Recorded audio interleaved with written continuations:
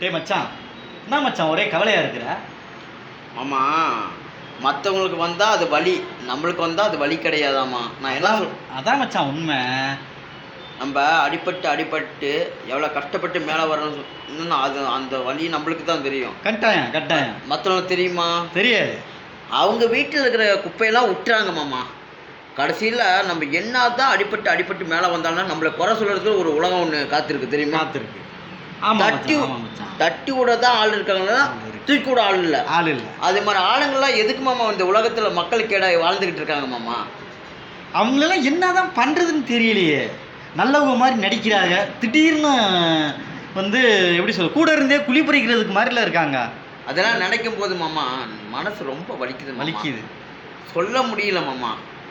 மக்களே, நீங்கள் வந்து உதவி செய்யாமல் இருந்தாலும் அவங்களுக்கு உதவியம்